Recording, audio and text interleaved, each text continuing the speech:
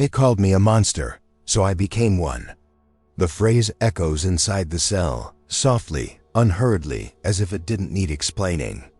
The cold concrete absorbs the sound and returns a heavy silence.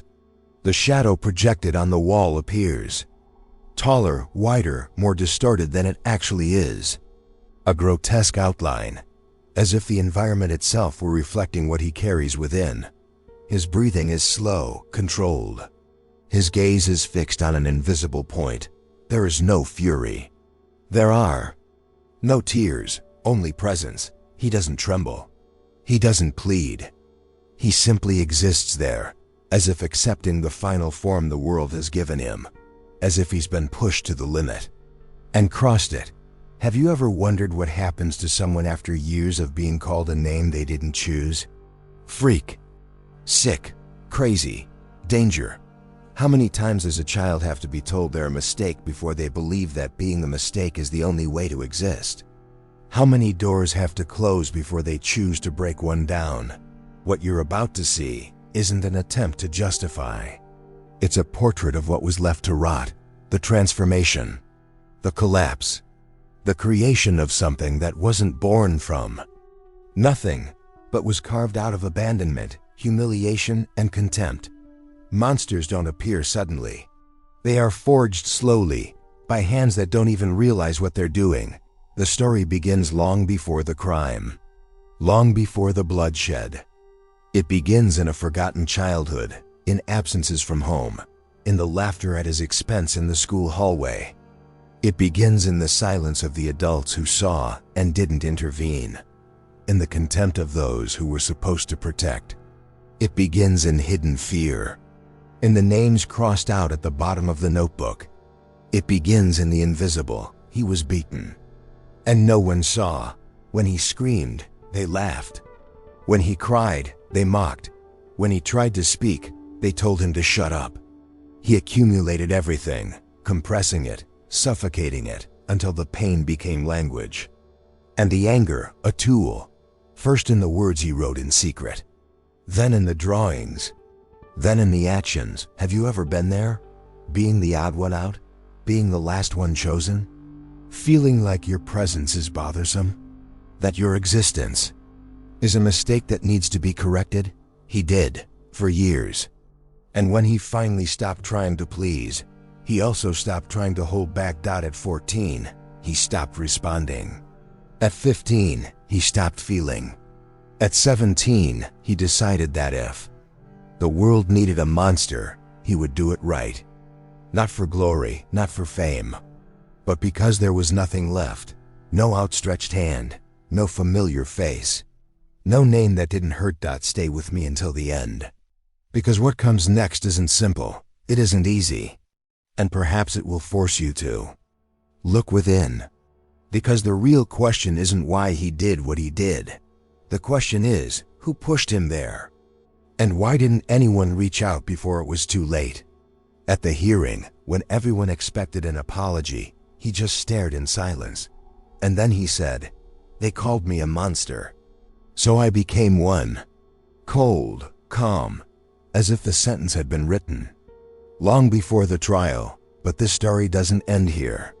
It's only just begun, because monsters aren't born, they're made.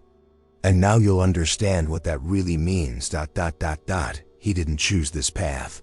He simply stopped running from what the world told him he was.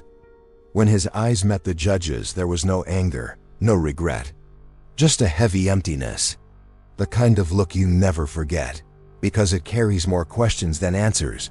And perhaps that's why these stories need to keep being told. Because behind every headline, every hasty label, lies a path almost no one has the courage to take. And if you've made it this far, you've probably already realized this isn't just about him. It's about everything we ignore until it's too late. That's why, if this kind of truth resonates with you, if these stories make you think, feel, or even reconsider your beliefs, subscribing to the channel is more than just watching videos. It's keeping this kind of content alive. It's ensuring that more voices like this, more forgotten stories, more uncomfortable pieces of the human puzzle can be heard. Here, each story doesn't end, it unfolds. Each video is a fragment of something, larger, an echo of what needs to be said, but few have the courage to hear. And your presence here is part of that dot, so if you feel like you haven't heard it all yet, if something inside tells you that what comes next may reveal even more of what's been hidden, sign up. Because what's coming is even darker and real.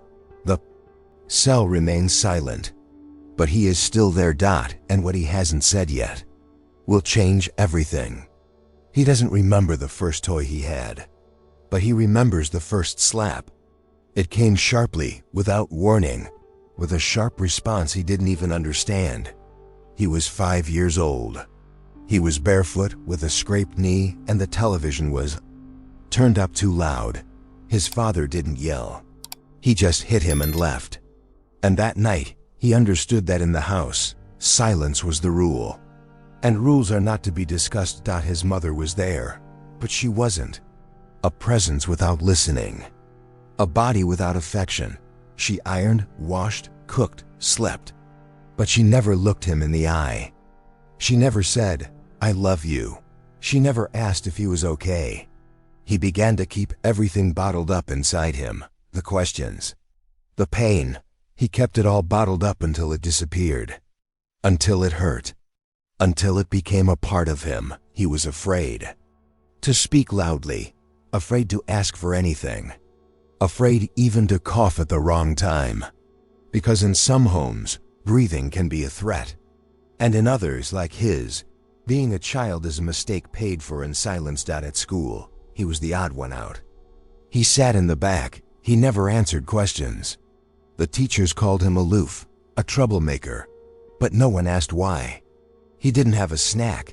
He didn't have a new backpack. He only had a half-torn notebook and a pencil chewed to the bone. Other boys laughed at his messy hair, his fried-smelling t-shirt, the way he walked, staring at the ground. They threw paper balls. They pushed him in line. And every time he fell, he heard the same laughter. The same phrase, "He's the son of a madman, the devil's boy." He swallowed it all silently. And every laugh turned to stone. Every shove, another crack. An invisible but growing crack. An emotional structure rotting silently. And no one noticed. Because no one looks at the boy who doesn't bother. No one sees the boy who's grown accustomed to disappearing. Sometimes he would be so still that his body seemed to forget he was alive. His fingers would grow cold. His feet would tingle. His mind would swim. And he would daydream of a world where someone would ask, "Are you okay?" But no one ever did. Growing up like this is like sinking in emotional quicksand. The more you try to move, the deeper you sink. And if you scream, no one hears you. If you cry, they tell you to stop. If you break, no one fixes you. He realized early on that feelings were useless in that place. They only got in the way, so he began to prune everything. He stopped laughing. He stopped wanting. Until he stopped feeling. It was there that the first layer of him died. The part that wanted to be loved. The part that still believed in embrace, in forgiveness, in refuge. It faded away. Until it disappeared. And what remained was something else. Something harder, more silent. Something that grew slowly, but thirstily. Something that waited.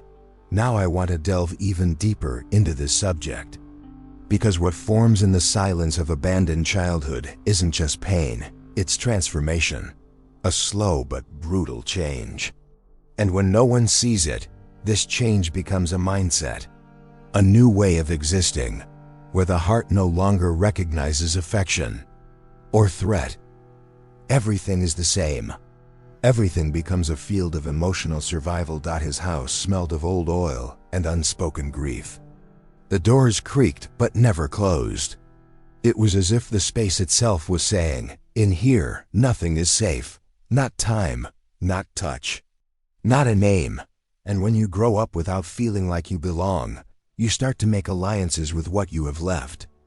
Anger, fear, emptiness. Many say he was too quiet.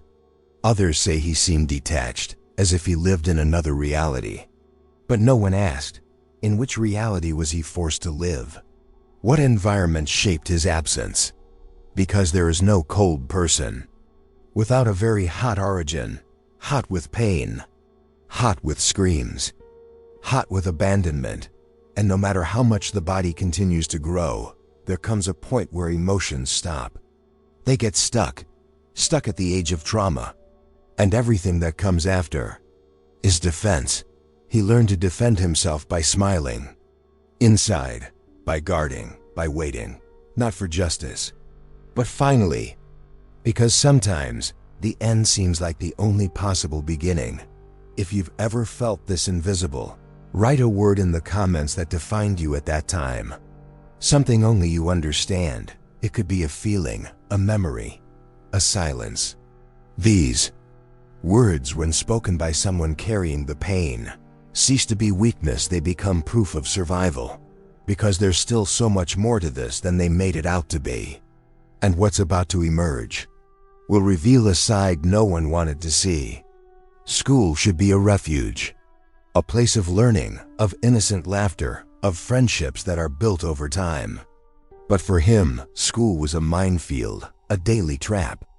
Every step in the hallway seemed to announce the next trap. The bullying was constant, sharp as a blade that cuts without warning. It wasn't just the shoves or the loud laughter that haunted him, but the words that dug into his skin, invisible but deep. They called him sick, weird, crazy. Names that reverberated in his mind long after the bell rang, long after the hallways emptied. The teachers, silent witnesses to this violence, looked away. Some gave a quick glance, a weary sigh, perhaps a thought that this was normal, a phase of adolescence. None of them moved to stop the hidden suffering, no arm extended to protect him. That strange boy, the one sitting alone in the back of the room, seemed invisible. As if he were a shadow unworthy of attention, a problem without a solution. He was the stranger in the room, the foreign body in the system. A mistake no one knew how to correct, or simply didn't want to correct. In those corridors, every glance was a sentence. Every whisper a sentence that condemned him to suffocating solitude. He learned to hide in the shadows, to avoid eye contact, to make his body smaller so the world could ignore him a little longer. But the world wouldn't leave him alone. The jokes, the taunts, the insults became a constant soundtrack, a mark that shaped who he would become. And what was most cruel was not just the bullying itself, but the lack of intervention. The injustice screamed loudest in the adults' indifference, in the neglect of those who had the power to change that reality but chose to turn their backs. This institutional abandonment became part of the message he received from an early age. No matter who you are, no one will protect you. You are alone. Survival, therefore, became a solitary act, a silent battle he fought every day. The controversial aspect of the situation lies in the contradiction between what school should be and what it was to him, a hunting ground. Where the prey aren't animals, but children. Where power is measured by the amount of fear you can instill. And he was the constant target, the butt of jokes, the scapegoat for other people's frustrations. At these times, it's impossible not to feel a bitter mixture of indignation and helplessness. How can someone grow up surrounded by so much hatred disguised as play? How can an entire system allow a child to slowly break down before the eyes of those who should protect them? These questions don't have easy answers, and perhaps never will. But the hidden truth is that these marks, these invisible scars, create an impact that extends far beyond school. They shape a mindset, a way of seeing the world that can shape future decisions. Choices made on the threshold between pain and anger. He grew up with this heavy baggage, carrying every insult, every laugh, every disapproving look. A silent transformation was taking place. The invisible boy, scarred by the pain of abandonment and contempt, began to become something else. Something that wouldn't reveal itself until much later, when the weight of injustice transformed into something tangible, visceral.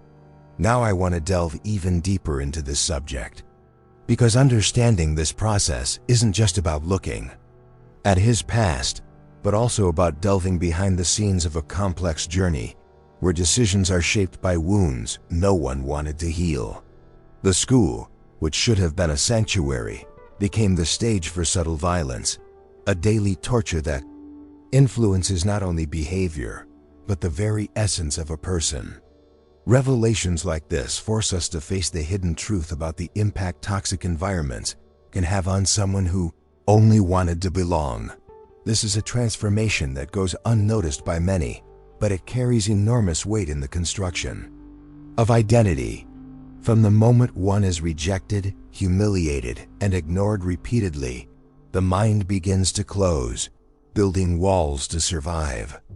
And these walls, while protective, also isolate. The journey he took after that is not only a story of pain, but of a mindset shaped by years of abandonment and veiled aggression.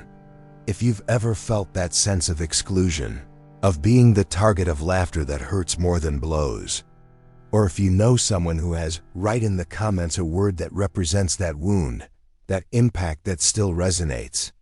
It could be a memory, a feeling, a name that carries that emotional memory.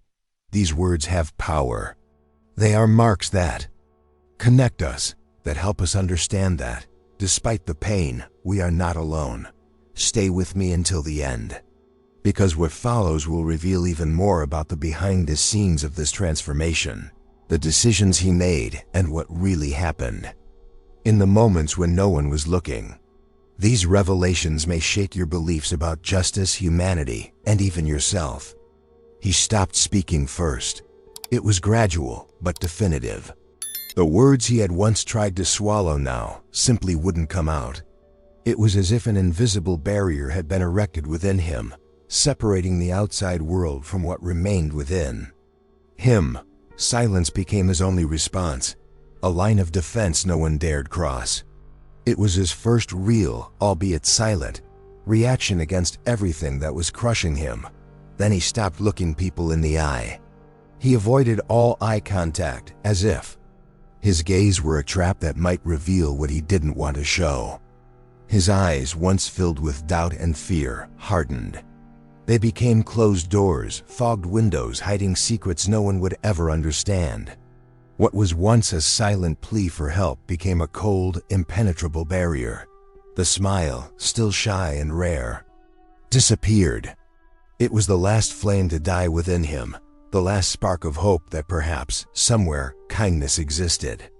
As the smile faded, something larger grew. Something dark. Something that began to define a new identity. A shadow that slowly took shape in silence. It wasn't an abrupt leap, but a series of small decisions, almost imperceptible to those observing. The first shove returned, the first coldly spoken word. The pencil deliberately broken in class, not out of anger, but out of silent calculation. Each act was a step toward transformation, a careful construction of this new version of himself that, until then, had only revealed itself gradually. This change was more than a simple reaction. It was an emotional and mental metamorphosis. He no longer wanted to be the target, the invisible boy, the outsider everyone could step on. He was creating his armor, a shadow that grew ever denser, more impenetrable. A shield forged from pain, abandonment, rejection. And the more this shadow grew, the further he moved away from what he had been. The impact of this transformation wasn't just internal. It began to change the way he moved in the world, how he reacted to stimuli. The fear that once paralyzed him gave way to a calculated coldness. The boy who trembled at cruel laughter became someone who no longer cared about returning pain, even if it was with small, almost imperceptible, yet meaningful gestures. His journey wasn't just a reaction to suffering, but a construction of a new being. A mindset that began to outline the contours of what would become the monster the world so feared. But this shadow growing within him wasn't just a threat, it was a silent cry for survival, a response to the hidden truth that if no one would protect him, he would need to protect himself. These first actions, so small yet so powerful, are the backstage of a transformation that goes far beyond what appears on the surface. They are the details that go unnoticed, but which define the essence of the change. Every gesture, every silence, every averted glance are pieces of a puzzle that tells a story much deeper than simple cruelty or rebellion. He began to become what they said he was, not by free choice, but because circumstances pushed him to do so. The shadow he created was a response to a world that rejected him, a shield against a system that abandoned him. This transformation is the true essence of the journey we are uncovering. Now I want to delve even deeper into the subject, because that first reaction isn't just the beginning of his story. It's the gateway to understanding how seemingly small decisions can shape an entire mind. How the hardening of the gaze, the imposed silence, and the disappearance of the smile are signs that something fundamental is breaking the barrier between the past and what's to come. This hidden truth about emotional and mental transformation is crucial to understanding not only him, but so many others who carry similar shadows. Understanding this process means seeing beyond appearances, uncovering the behind-the-scenes of a journey marked by wounds that aren't always revealed, but which have a profound impact on every step taken. If you've ever had to harden your gaze to survive, or know someone who had to silence their voice to avoid destruction, write in the comments a word or phrase that represents this moment of transformation for you. This emotional memory, this shared pain, is what connects us and makes us understand that, even in the shadows, there's a story that deserves to be heard. He never spoke much about what was happening inside. The words he let out were few, spoken softly, as if he feared someone might overhear. But there was another side of him, hidden in the silent pages of old notebooks, kept under lock and key in a drawer no one ever thought to open. There, far from the eyes of the world, he wrote. These weren't just ordinary notes. They were fragments of a dark universe, a factory of monsters where thoughts, feelings, and plans intertwined in a dance few could understand. Each name he wrote carried a different weight. It wasn't just a list, it was a record of what had been done to him, of what he felt, of what was growing inside him. Each act described in detail, as if on that paper he could control the chaos. He felt in his chest crossed out words, tortuous phrases, drawings that blended anger, fear, and a silent obsession with control. It was a daily ritual, a repetition that kept him clinging to something, perhaps an attempt to organize himself. Amid the internal turmoil that threatened to collapse everything, his thoughts, previously chaotic and scattered, began to take shape. Writing became a refuge, a place where he could give voice to what the world silenced. But at the same time, it was a prison. Because the more he wrote, the deeper he fell into that dark spiral. Each word he wrote was like another layer in the construction of what the world would call a monster. A silent process, invisible to those who didn't seek to understand the subtext of pain. These notebooks hid more than anger. They revealed a mind struggling to understand its own labyrinth. What for many would be an act of desperation, for him was a survival mechanism, a way to make sense of what seemed meaningless. The escalation of thoughts, the plans, the ideas that fermented in that compulsive solitude showed that something was brewing inside him, something that went beyond a simple reaction to pain. It was a profound transformation, one that could only be understood by looking behind the scenes of this journey. Curiosity about what lies hidden within these pages is inevitable. What does a boy push to the limit write when no one is looking? What hidden truths remain locked in words never spoken aloud? These questions lead us to reflect not only on him, but on the impact that isolation and rejection have on any human mind. Because what began as an attempt to organize pain became a factory producing a new version of himself, a version shaped by shadows, the need for control, and the complexity of the mind itself. And as he wrote, his mindset transformed. With each page, a layer of the child he once was shed, replaced by a more solid armor, a character who learned to protect himself not only with silence, but with meticulous planning of every movement, every reaction. What had seemed like a diary became a roadmap of his transformation, of the decisions that would lead him away from the invisible boy and closer to the monster the world feared. Now I want to delve even deeper into this subject, because understanding these diaries isn't just about discovering what he wrote, but also about unraveling the impact this routine had on his journey. How this simple act of writing can become a ritual that nourishes the mind, excavating the deepest wounds and, at the same time, building a new identity.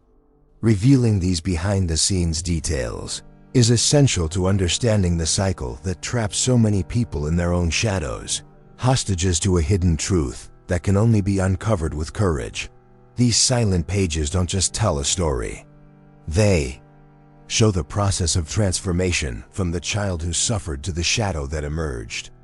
They bear witness to the complexity of the human mind when confronted with abandonment, pain, and loneliness. And it is in this confrontation that decisions arise that, for many, are incomprehensible, but which for him represented the only possible way out. If you've ever had to use writing, art, or any form of expression to try to understand your own pain, write a word in the comments that represents this refuge you found. This connection, this gesture of seeking meaning in the darkness, is a bond that unites us, revealing that even in the deepest shadows, a path begins to form. As he sketched those words on the yellowed pages, he didn't know he was building much more than a diary. He was, without realizing it, weaving the threads that would connect the past to the future, bridge between the broken child and the figure the world would call a monster. And it's at this point that the story comes to life, becomes real, and becomes urgent. Because it's not just about him, but about everyone who carries their own hidden wounds, their own secret notebooks where the silence screams too loudly. And that's why following this type of content is so important. Here, we don't just deliver stories. We deliver truths that don't always want to be seen, but that need to be revealed.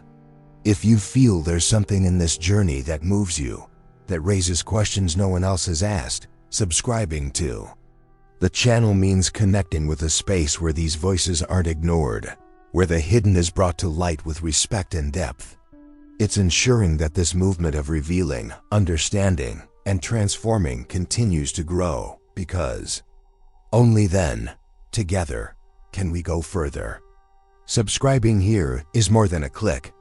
It's a silent commitment to the search for truth, a desire not to let these stories die in oblivion. It's an invitation to walk side by side along difficult but necessary paths, where each video is a new step on this journey that goes far beyond the superficial. And what comes next will further delve into this complexity. Revelations that challenge what you've ever imagined, pieces that still need to fit together, secrets few have dared reveal. This is a story that doesn't end here, that grows with each layer uncovered. He disappeared. It was just like that, without warning, without explanation. 2 days that, for those who waited, felt like an eternity. The world continued to spin outside. People continued to talk, to live, but he vanished, as if swallowed by an invisible shadow, by a silence so dense it seemed impossible to penetrate. No one knew where he was. No one knew what had happened.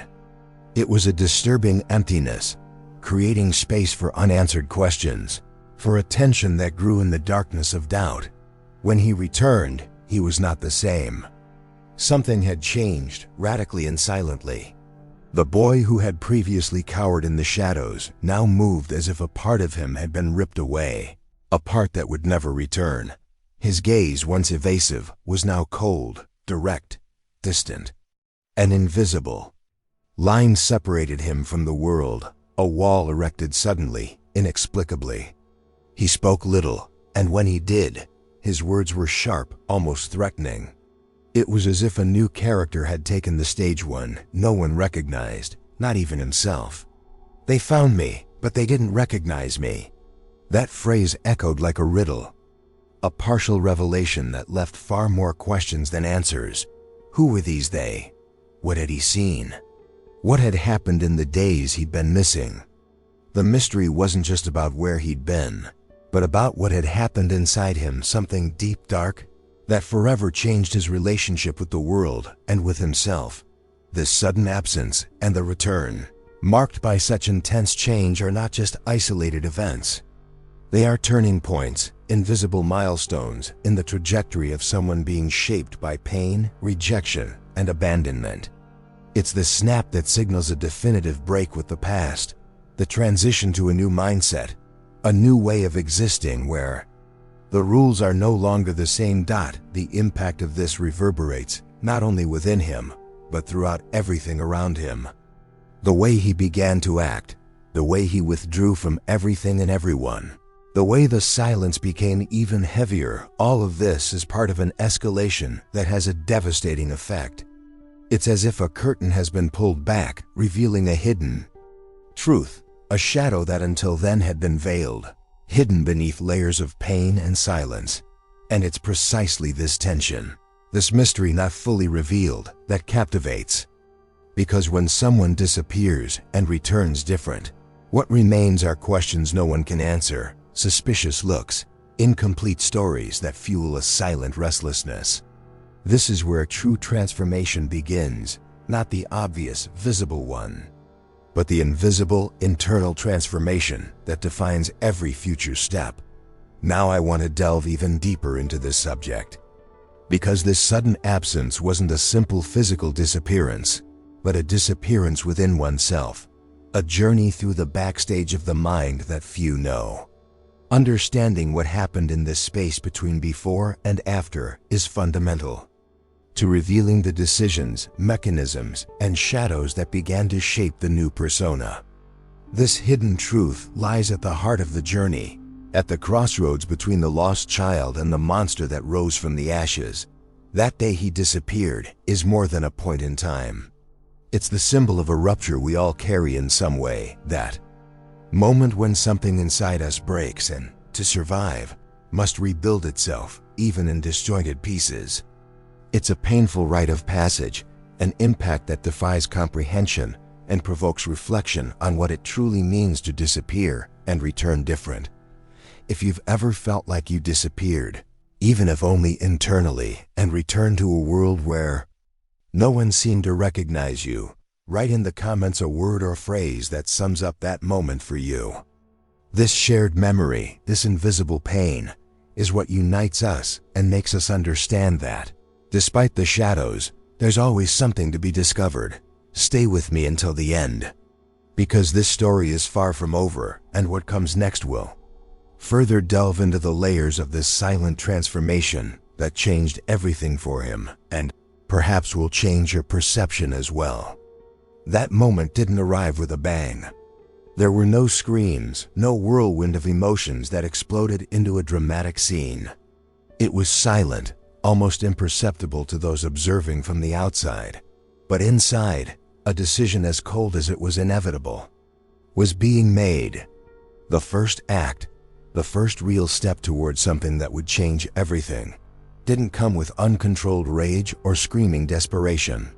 It came with a frightening calm, with the coolness of someone who knows exactly what they want, with no room for doubt. It was a calculated cruelty, a meticulous action that seemed more technical than emotional, as if he had studied every detail, every possible reaction, and chosen the most effective, most painful path, not for himself, but for the other.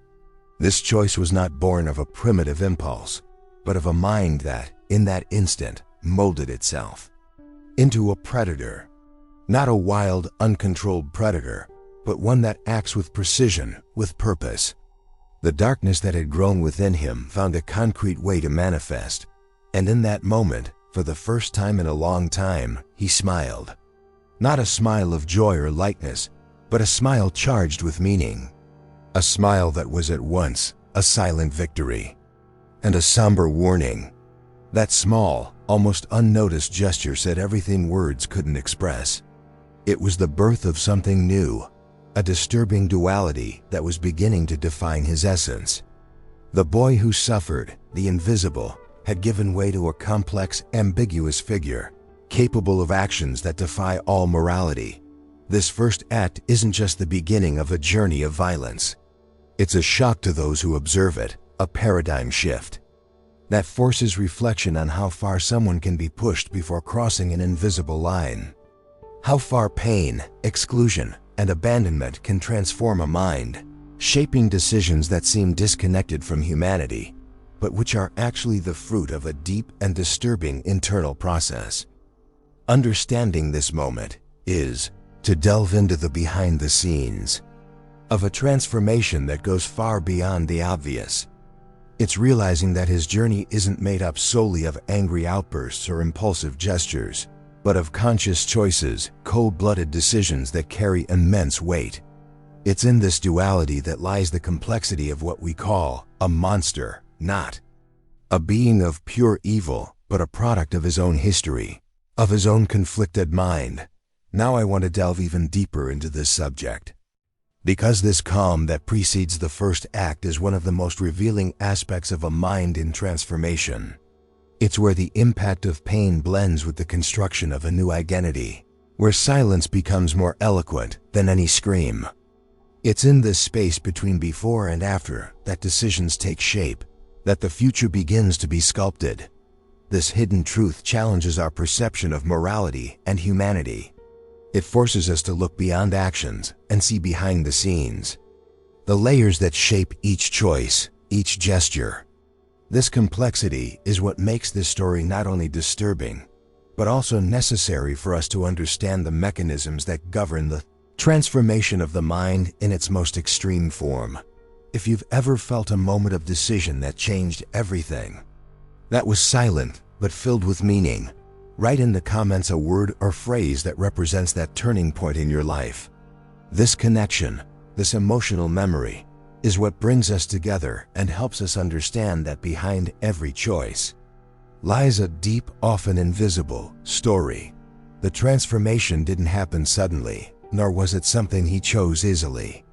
It was a slow, painstaking process that began in the shadows of childhood and unfolded along a tortuous path, each step taking him further away from what he once was and closer to what the world told him he should be. But there was something different about this final version he embodied. He was no longer the shy victim, the invisible boy. He was the cruel reflection of the gaze of those who judged him, who called him a monster. Only now he embraced that name with a quiet, almost defiant pride. The way he walked changed. It was no longer the hesitant step, the hunched body trying to go unnoticed. It was a firm walk, charged with intention, making it clear he was no longer afraid, that he would no longer accept being trampled. His gaze, which had previously avoided all contact, now fixed on whoever looked at him, as if to say, "I know what you see, and I'm here to show that this is my truth." His voice, previously low and hesitant, became firm, almost imperative, charged with an authority that didn't ask for permission to exist.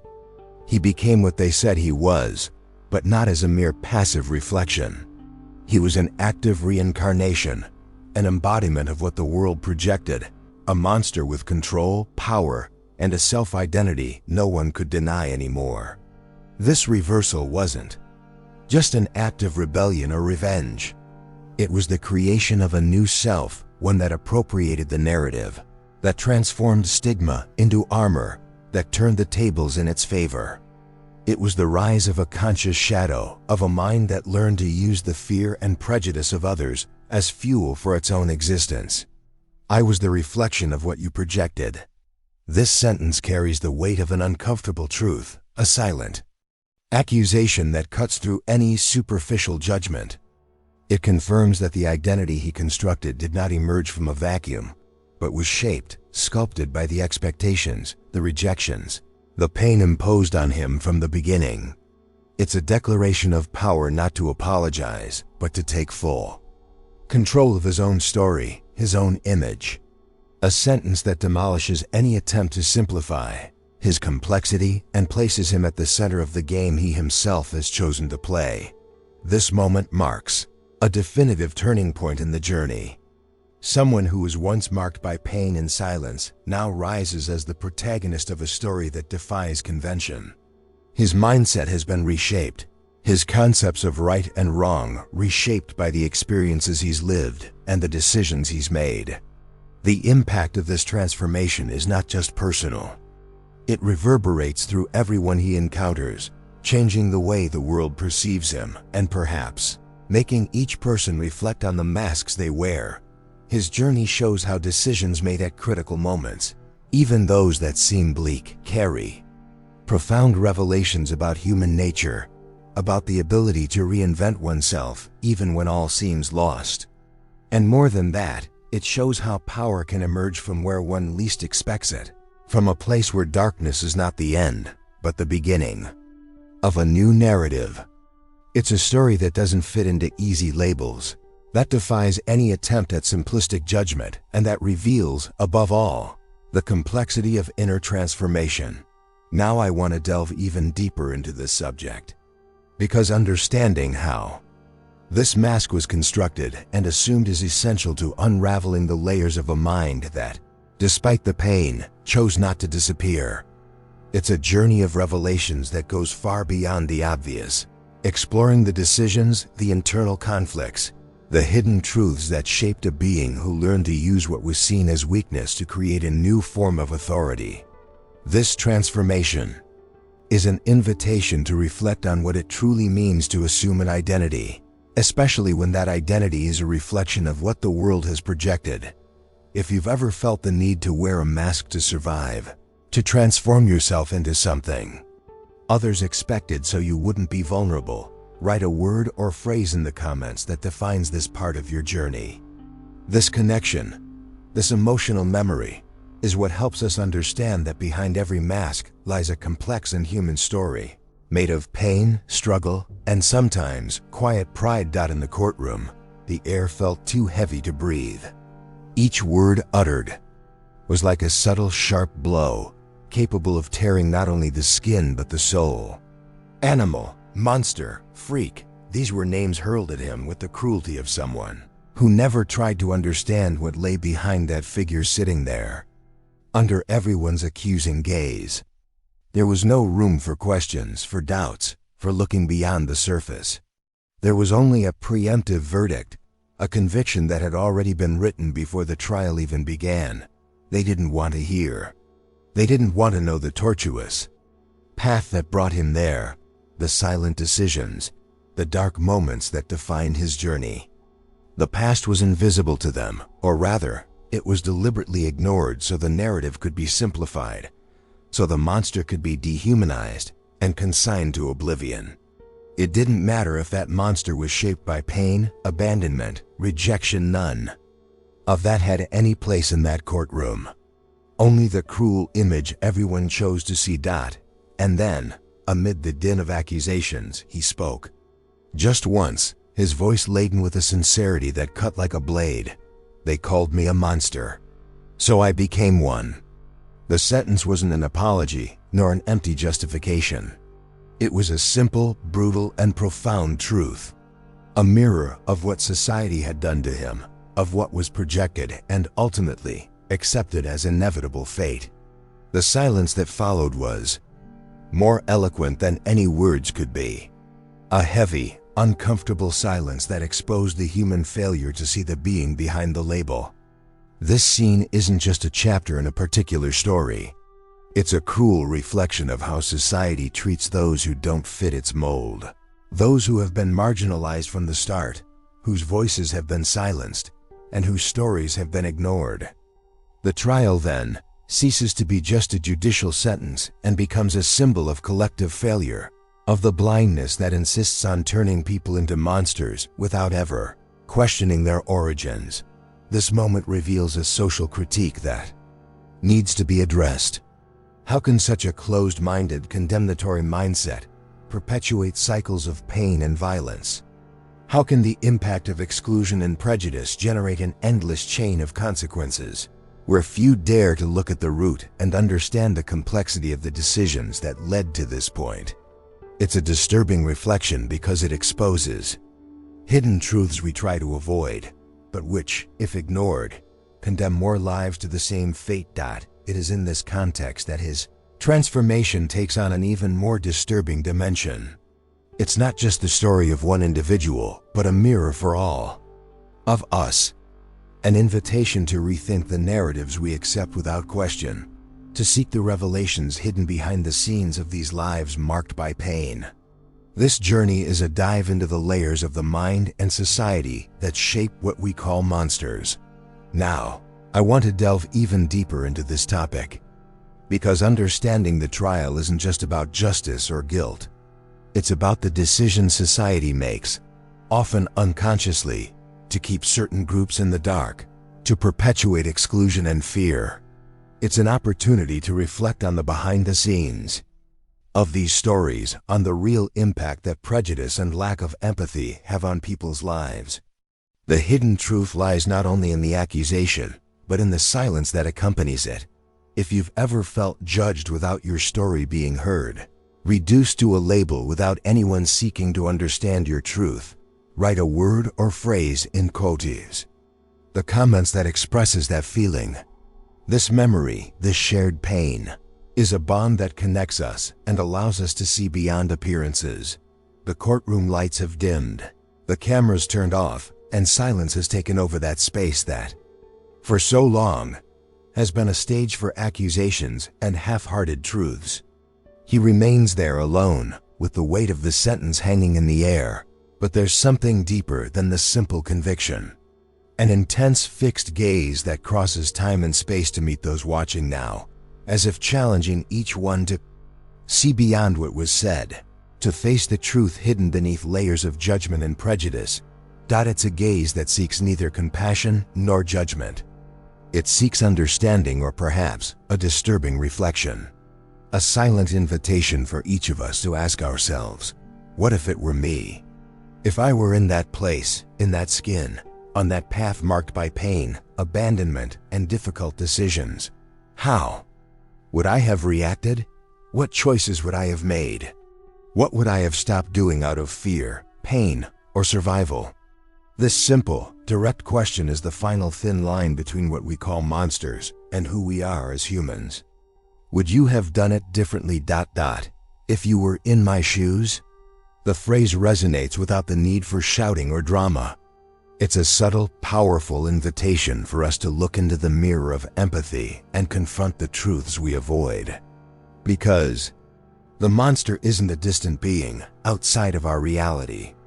He's in every choice we make, in every shadow we hide, in every silence we maintain in the face of others' suffering.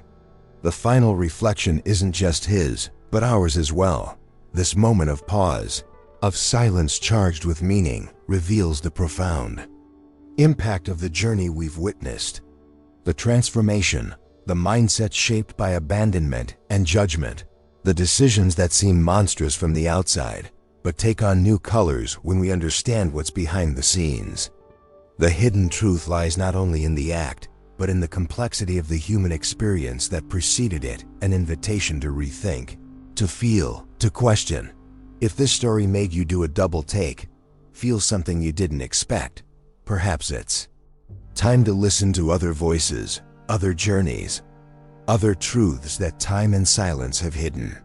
Because transformation isn't a solitary path, and the impact of empathy can be what truly changes everything. The journey we're on here is just the beginning of a deeper dive into the complexities of the mind, the choices that define who we are, and the reflection we leave on the world. Now I want to delve even deeper into this subject, to explore how this identification between monsters and humans is not just a metaphor, but a reality that challenges our most deeply held beliefs, a truth that many try to deny, but which is always present, hidden beneath the surface of appearances.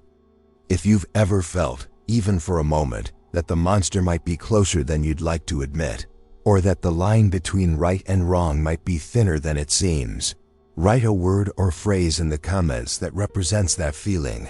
This Emotional memory, this shared restlessness, is what brings us closer and makes us look within with more courage and honesty. If you've made it this far, you know this story isn't about just any monster. It's about something much bigger, a truth that disturbs, that shatters certainties, and that, somehow, touches us deep down. If this message touched you, if it resonated with something that was silent, leave a comment with a phrase that says, "I'm with you until the end," or "This message was for me." I want to know that we are not alone in this search for answers, in this restlessness that won't go away. And if you felt this connection, this invisible thread that unites us amidst pain, indignation, and reflection, a like here helps keep this space alive, a place where hidden truths are given a voice, where the justice that's lacking in the streets finds a bit of resistance in conversation. Because not everything that's exposed is truly being seen. Sometimes the real fight is against what they try to hide, against the imposed silence. There's a video here that complements this topic, which will take you even deeper into this spiral of difficult but necessary truths.